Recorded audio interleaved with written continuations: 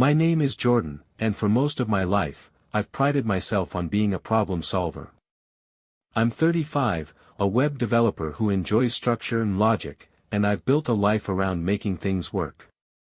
8 years ago, I married Alice, a freelance photographer with a creative spark that balances my pragmatism. Together, we've built what I thought was a solid partnership, a cozy home filled with laughter, shared dreams, and the occasional bickering that comes with any long-term relationship. But the heart of our little family isn't just Alice and me. There's Max, our 6-year-old golden retriever.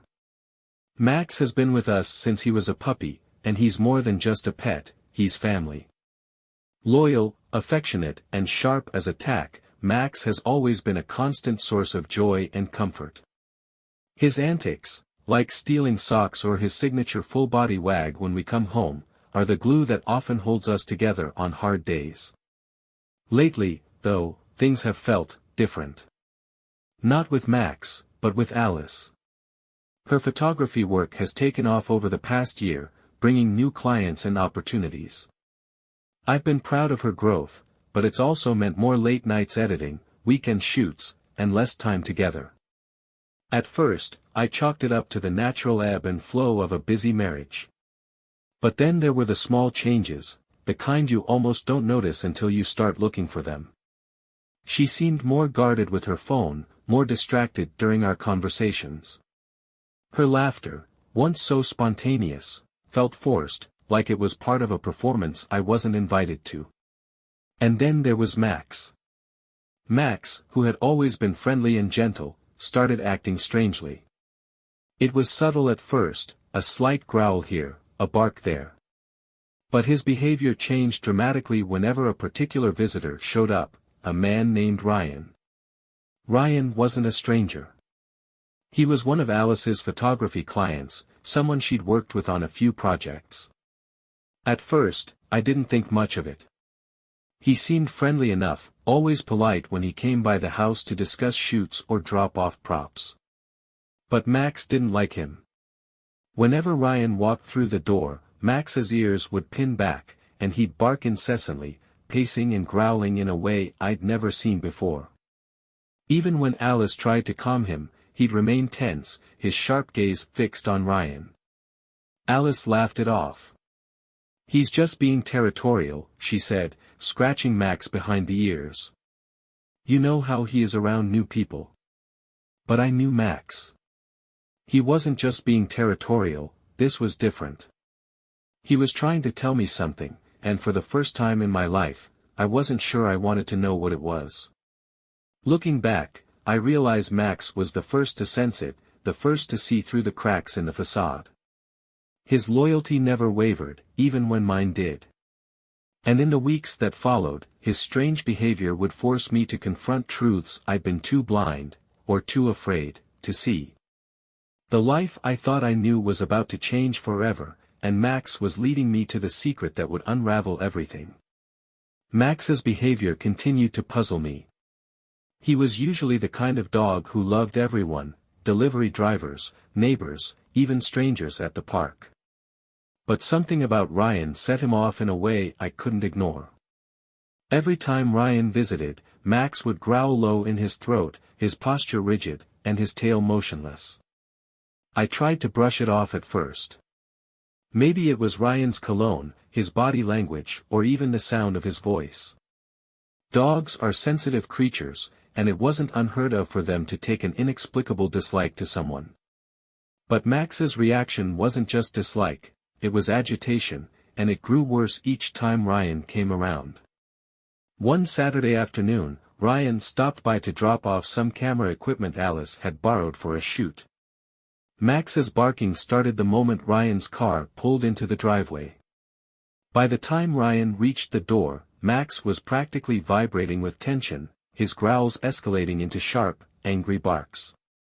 "Max, stop it," Alice said, her tone more annoyed than usual as she struggled to calm him. She grabbed his collar and guided him to the other room, closing the door behind her. When she came back, she laughed nervously. "I don't know what's gotten into him lately," she said, shaking her head. Ryan chuckled, though it sounded uneasy. "It's fine. Some dogs just don't like me, I guess." I forced a smile, but something about the exchange didn't sit right with me. Alice seemed unusually flustered, her laughter strained and her movements hurried as she ushered Ryan out the door as quickly as possible. Later that evening, I brought it up casually. "Max really doesn't like Ryan, huh?" Alice shrugged, her back to me as she folded laundry. "He's just being weird. You know how dogs can be." "Yeah, but Max isn't usually like that," I said. "He's never acted that way around anyone else." She paused for a moment before continuing her task. "Maybe he's just picking up on my stress," she said, her tone light. "Work's been crazy lately, and dogs are super intuitive." Her explanation made sense, at least, on the surface. But the way she avoided my gaze, the way she hurried to change the subject, left me feeling uneasy. Over the next few weeks, I started paying closer attention. Max's behavior wasn't the only thing that seemed off. Alice was more distracted than usual, spending long hours in her home office editing photos or answering emails. She'd started taking her phone with her everywhere, even to the bathroom, and I noticed she was quicker to lock the screen when I walked into the room. There were other little things too. Her laughter felt more forced, and she seemed unusually defensive whenever I asked about her shoots. Once, when I mentioned how much time she was spending on work, she snapped, "What do you want me to do, Jordan? Quit my job?" It wasn't like her to react that way, and it left me wondering if I'd struck a nerve. Max, meanwhile, continued his campaign against Ryan. Even on days when Ryan wasn't around, Max seemed on edge, pacing near the front door or whining whenever Alice took a phone call in the other room. I couldn't shake the feeling that he was trying to tell me something, that he knew something I didn't. And as much as I tried to ignore it, Max's behavior planted a seed of doubt in my mind, one that would soon grow into something I couldn't ignore. The weeks that followed were a mix of tension and uncertainty. Max's behavior hadn't improved, in fact, it seemed to be escalating. Anytime Ryan's name was mentioned, even in passing, Max would perk up, his ears standing tall and his eyes scanning the room as if anticipating trouble. But it wasn't just Max anymore. I began noticing small, subtle signs in Alice's behavior that left me unsettled. She had always been open about her photography work, sharing stories about her shoots and brainstorming ideas with me. But now, her updates were vague, her tone guarded. "How was the shoot today?" I asked one evening as she came home, her camera bag slung over her shoulder. "Good," she said quickly, avoiding eye contact as she set her bag down by the door. "Nothing special, just a corporate thing." She didn't elaborate, which was unusual. Alice loved talking about her shoots, whether it was the lighting challenges, a particularly photogenic subject, or an amusing mishap behind the scenes. Later that night, as she worked on her laptop in the living room, I noticed her leaning slightly to shield her screen from my view. Her fingers moved quickly, typing something that made her smirk before she glanced at me and closed the laptop. "What's so funny?" I asked, trying to keep my tone casual. "Just a silly email," she said, brushing it off. "Nothing important." But the way she dismissed it didn't sit right with me. There was a flicker of something in her expression, guilt, maybe, or nerves. Then there were the little inconsistencies in her stories. One weekend, she mentioned a long day of shooting in the city, but when I casually asked which client she'd worked with, she hesitated before giving an answer. Another time, she said she'd been at a nearby park scouting locations, but Max's restless pacing by the front door made me wonder if she'd been somewhere else entirely. Max's behavior grew more erratic whenever Alice left for a shoot. He'd whine by the door, bark at passing cars, or pace the hallway until she returned. It wasn't like him to act this way, especially when he'd always been so relaxed when we were home alone together. One evening, after another tense day, I found myself scrolling through old photos of Alice and me on my phone. There we were at the beach, smiling and carefree. A shot of Max as a puppy, his ears too big for his head, chewing on Alice's shoe. The memories felt distant now, like they belonged to another life. I tried to tell myself that I was overthinking things, that I was reading too much into Max's behavior and Alice's distractions. But a nagging voice in the back of my mind wouldn't let it go. Dogs don't lie. They don't fake emotions or play mind games. Max was reacting to something real, and I couldn't shake the feeling that whatever it wasn't good. For the first time in our marriage, I felt like I was on the outside looking in, trying to piece together a puzzle I didn't want to solve. And deep down, I knew the answers I was looking for wouldn't come easily, or without a cost. You said. Max's behavior had reached a point where it was impossible to ignore. He wasn't just agitated when Ryan was around, his entire demeanor had changed. Once a calm and steady presence, he now seemed perpetually on edge, especially when Alice wasn't home. I decided to start paying closer attention, both to Alice and to Max. My suspicions weren't based on solid evidence yet, but the little inconsistencies I'd noticed were adding up. I needed to know if I was imagining things or if there was something deeper happening. One afternoon, while Alice was out for what she called a location scout, I noticed her laptop left open on the dining table. It was locked, but a notification from her email caught my eye. Subject: looking forward to seeing you again. The sender's name wasn't visible, but my stomach tightened as I stared at the screen.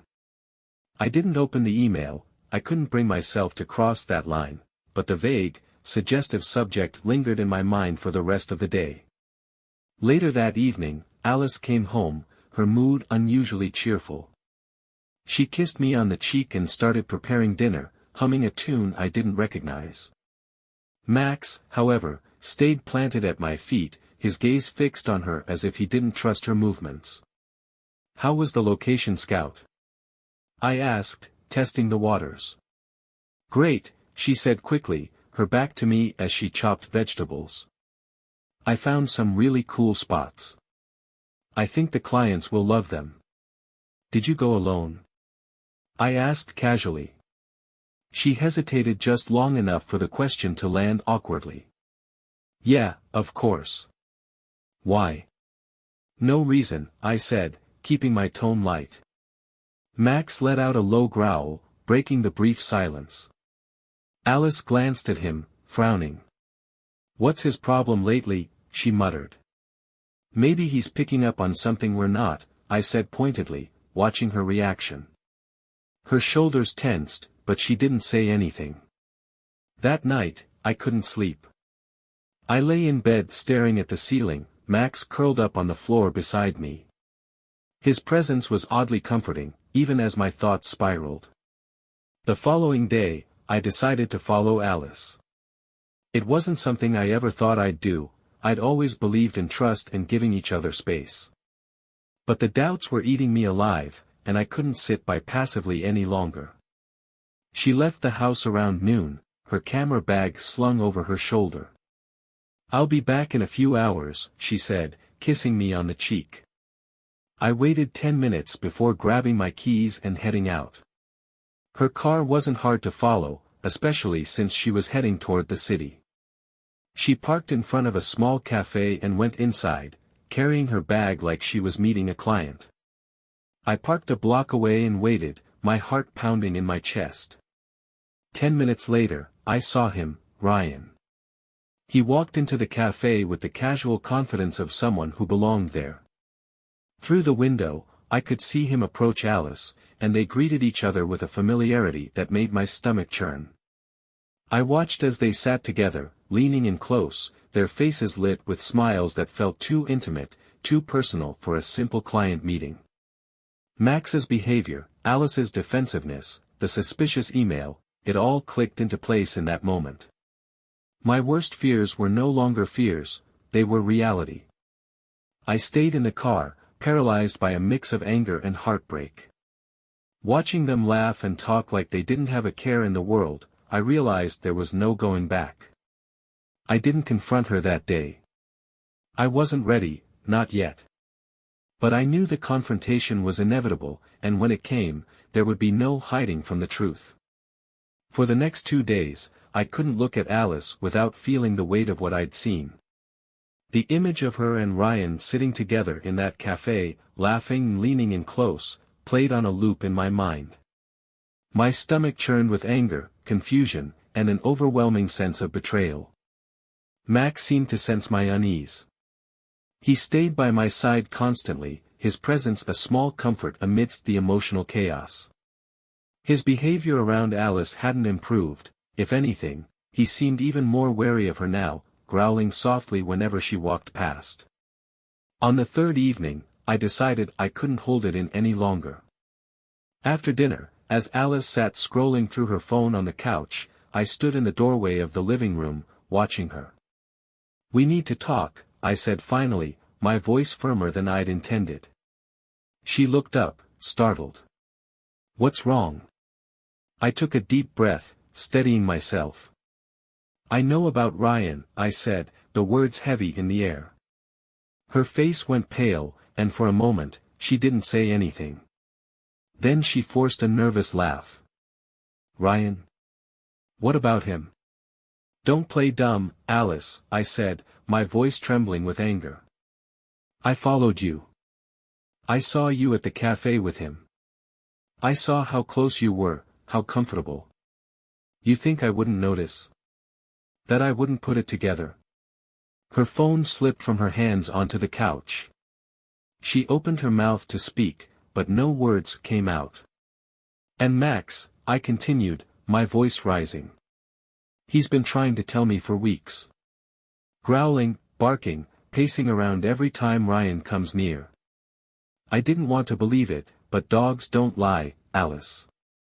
Max knew before I did." Tears welled up in her eyes, and she shook her head. "It's not what you think, Jordan," she said, her voice cracking. "Ryan and he's just a friend. We've worked together on a few projects, that's all." I laughed bitterly. "Just a friend? Do you always smile at your friends like that? Do you meet all your friends in secret while lying to your husband about where you've been?" "Please, let me explain," she said, standing up. "Then explain." I shouted, the dam of my emotions finally breaking. "Explain why you've been sneaking around with him, why you've been lying to me, and why our dog, our loyal, trusting dog, can't stand to be around you anymore." Alice broke down, sobbing into her hands. "I made a mistake," she said between gasps. "I didn't mean for it to happen, Jordan.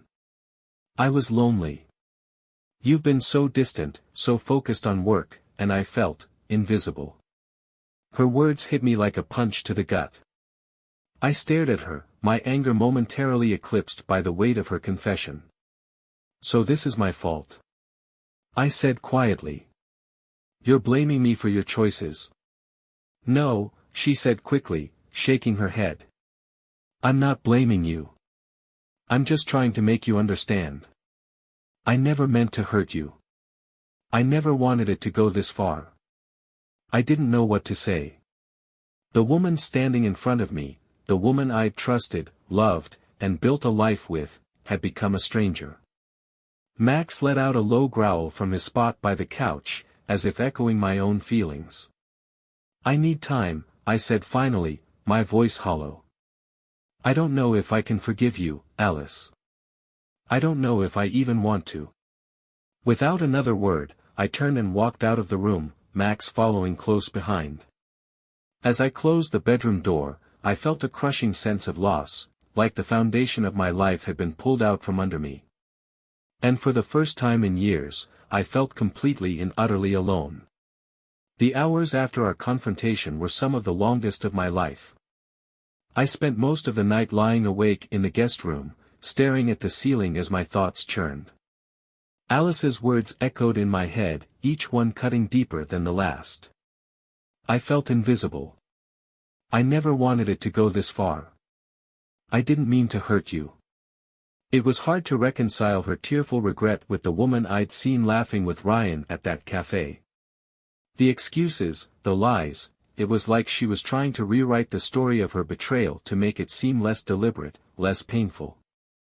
Max stayed by my side all night, his head resting on the edge of the bed as if sensing how broken I felt. His presence was a small comfort, but it wasn't enough to fill the void. The next morning, Alice tried to talk to me. She knocked softly on the guest room door, her voice hesitant. "Jordan, can we please talk?" I didn't answer. I wasn't ready to hear more apologies, more excuses. For the next few days, we lived like strangers in the same house. Alice made an effort to carry on as usual, cooking dinner, tidying up, asking me how my day had been, but her attempts felt hollow. I couldn't bring myself to respond beyond a few curt words, and the silence between us grew heavier with each passing day. Max, on the other hand, was unrelenting in his loyalty. He followed me everywhere, sitting at my feet while I worked and lying beside me during my restless nights. His presence was a reminder that not everything in my life had been a lie. One evening, after another tense day of avoiding Alice, I finally sat down at the kitchen table and opened my laptop. I'd been holding off on searching for answers, afraid of what I might find, but the uncertainty was eating me alive. I started combing through Alice's social media accounts, her emails, anything I could access. It didn't take long to find the threads that confirmed what I already knew. There were messages from Ryan, casual at first, then increasingly personal. The timestamps aligned with the days she'd claimed to be working late or out on location scouts.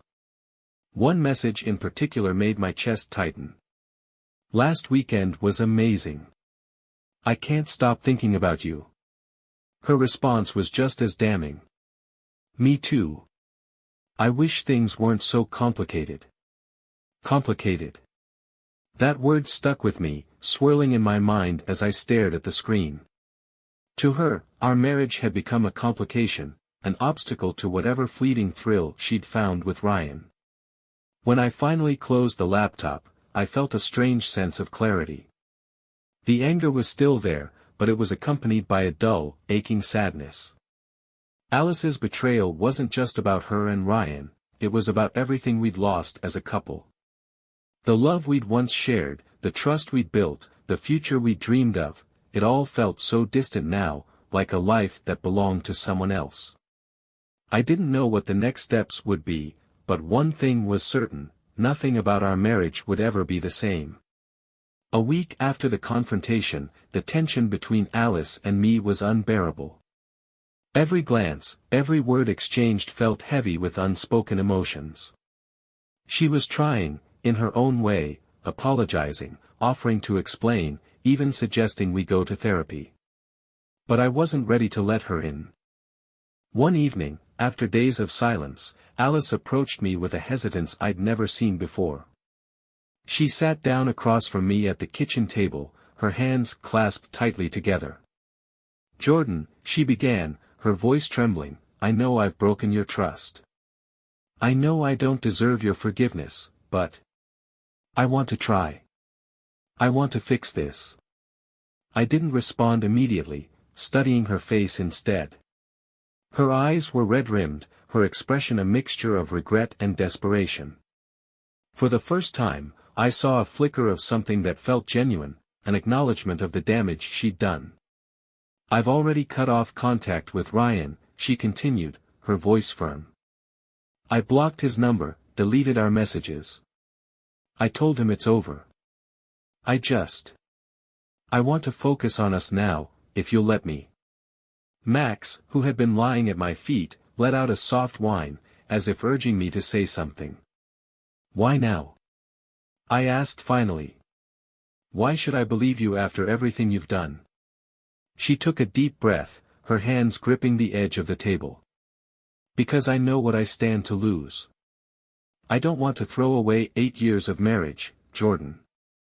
I don't want to lose you. Please, let me prove it to you."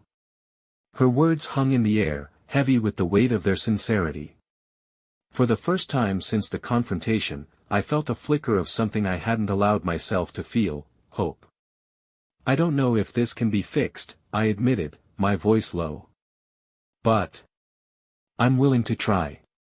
On one condition, we go to therapy. Together. Alice nodded quickly, relief washing over her face. Anything, she said. I'll do anything. The next day, we scheduled our first session with a couples therapist.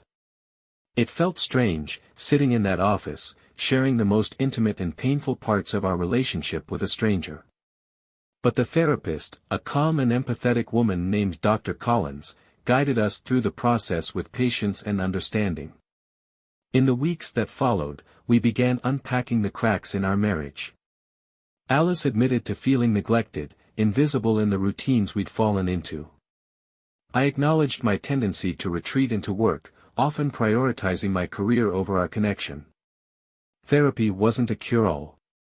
There were moments when the conversations became heated, when old wounds were reopened, and I questioned whether it was worth the effort. But there were also moments of clarity, moments where we rediscovered the reasons we fell in love in the first place. Max played an unexpected role in our healing. His behavior, once so anxious and reactive, began to calm as Alice and I worked on rebuilding our trust. It was as if he could sense the shift in our energy, the tentative steps we were taking toward a better future. The journey was far from over, but for the first time in weeks, I felt like there was a chance for something new, a chance for us to rebuild, brick by brick, what had been broken. The therapy sessions were grueling but necessary. Dr. Collins guided Alice and me through layers of resentment, guilt, and sadness that had built up over the years. Each session felt like peeling back another layer of an old wound, painful, but exposing the raw truth beneath. Alice made visible efforts to regain my trust. She shared her phone passwords without hesitation, kept me informed about her schedule, and even encouraged me to ask questions whenever I felt uneasy. It was a stark contrast to the secrecy that had once clouded our relationship. I know I can't erase what I did, she said during one session, her voice heavy with regret. But I want to show you that I'm committed to making this right, no matter how long it takes. Her sincerity was hard to ignore. Still, trust wasn't something that could be rebuilt overnight. My doubts lingered, surfacing in quiet moments when I caught myself wondering if she'd slip back into old patterns. But as the weeks went by, I began to see her efforts for what they were, a genuine attempt to repair the damage. At home, our dynamic started to shift. We spent more time together, not out of obligation, but because we wanted to. Alice suggested we cook dinner as a team, a ritual we'd abandoned years ago. We laughed as we navigated a complicated recipe for the first time, Flour dusting her nose and Max wagging his tail at our feet, hoping for scraps. Max, ever perceptive, seemed to be responding to the change in our energy. His anxious behavior around Alice eased, and his wagging tail returned whenever she entered the room. It was a small but significant sign that progress was being made. One evening, Alice brought out an old photo album she'd found while cleaning the attic.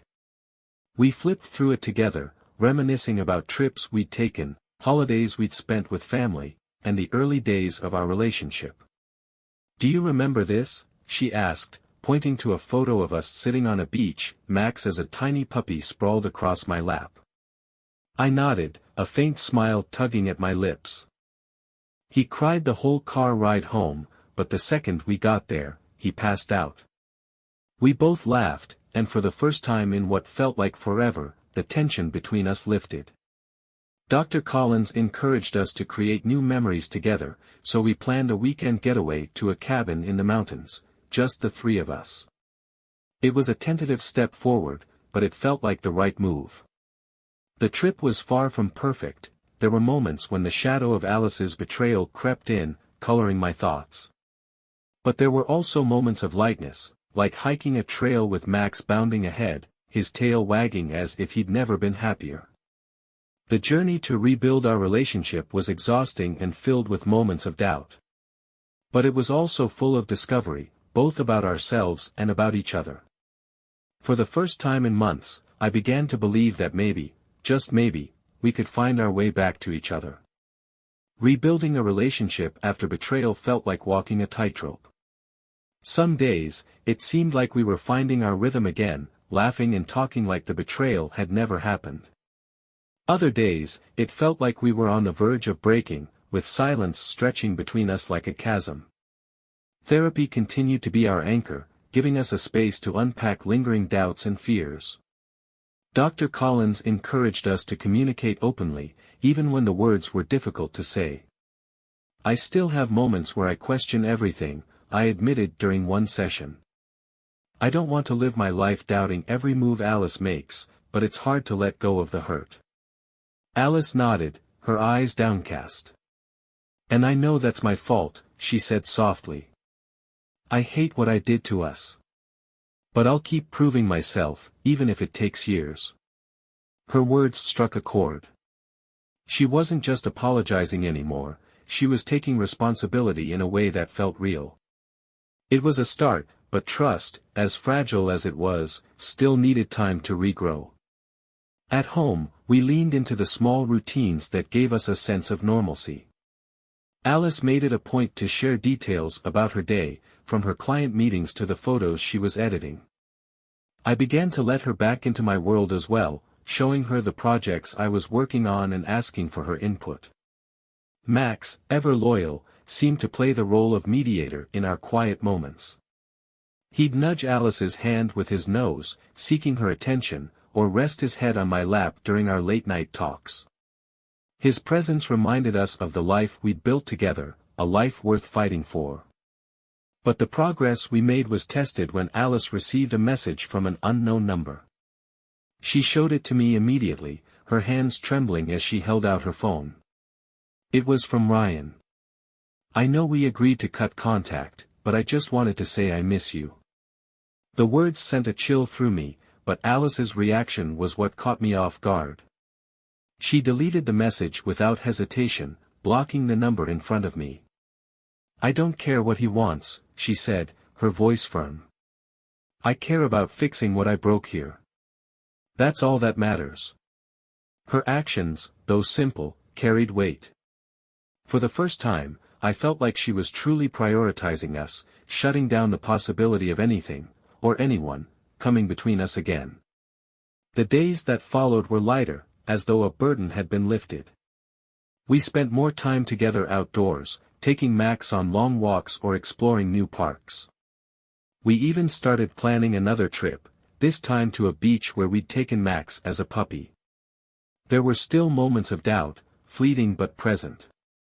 But with each passing day, they seemed to grow quieter, replaced by a cautious optimism.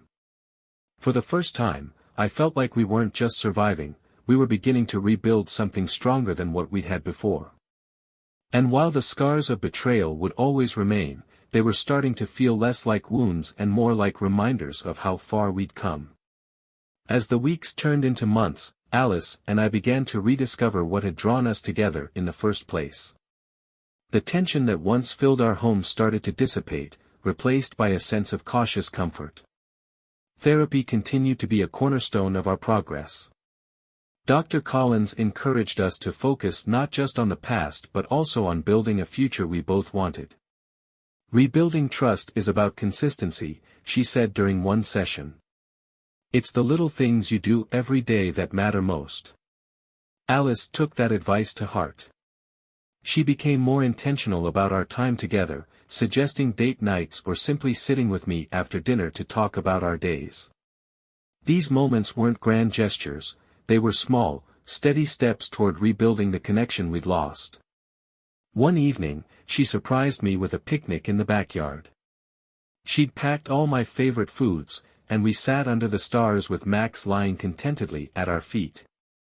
"This reminds me of when we first started dating," she said, smiling softly. "Remember that park near your old apartment?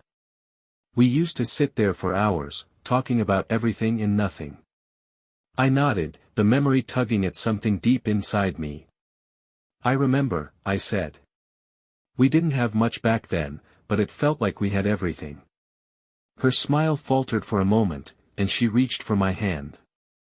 "I want us to have that again," she said. "Maybe not the same as it was, but something better. Stronger.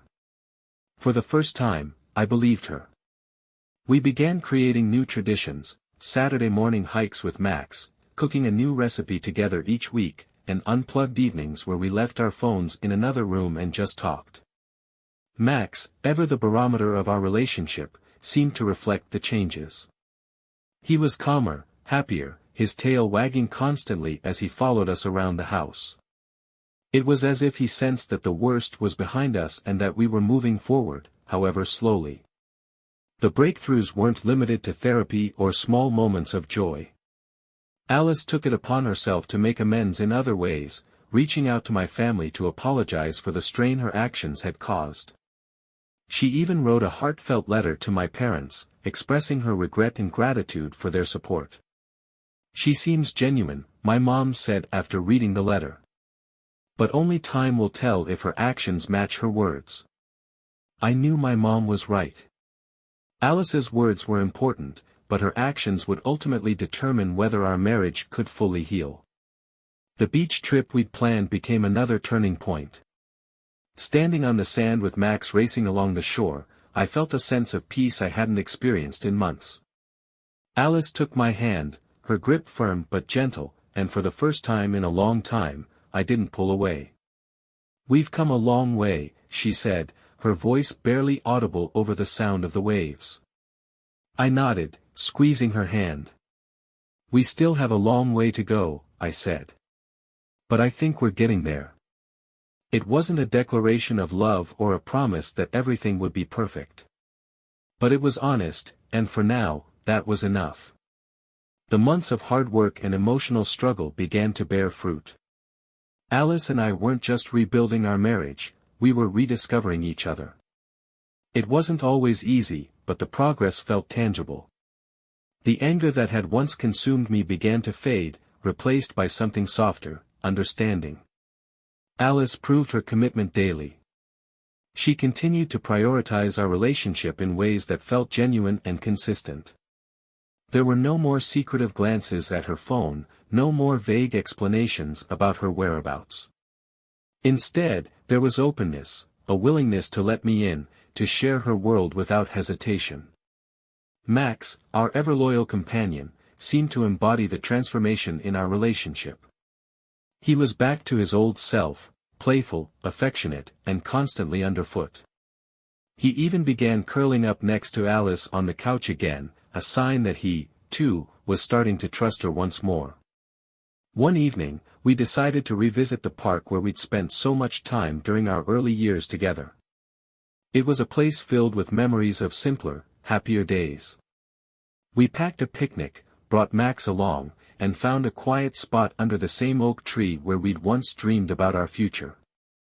"I used to sit here and imagine what our lives would look like," Alice said, breaking the comfortable silence.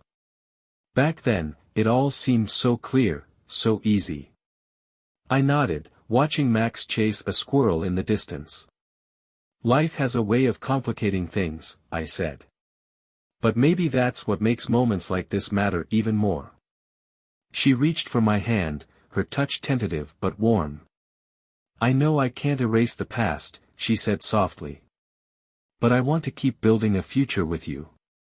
One that's better than anything we imagined back then." Her words resonated with me. The pain of her betrayal would always be a part of our story, but it didn't have to define us.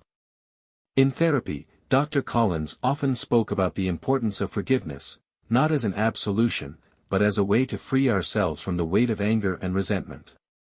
It wasn't an easy concept to embrace, but in that moment, sitting under the oak tree with Alice and Max, I began to understand what she meant. Forgiveness wasn't about forgetting what had happened. It was about choosing to move forward, to let go of the bitterness that had held me captive for so long. That night, as we lay in bed, I turned to Alice and said something I hadn't been able to say since the confrontation. "I love you," I said, my voice steady and sure. "And I want to keep trying. For us." Her eyes filled with tears, but this time, they were tears of relief. "I love you too, Jordan," she whispered. "More than anything."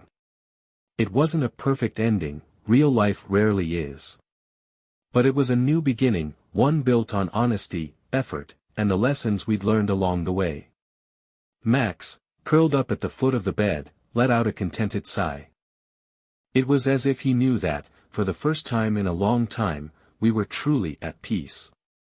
The road to healing hadn't been easy, but as I reflect on the past year, I can honestly say that the journey was worth it.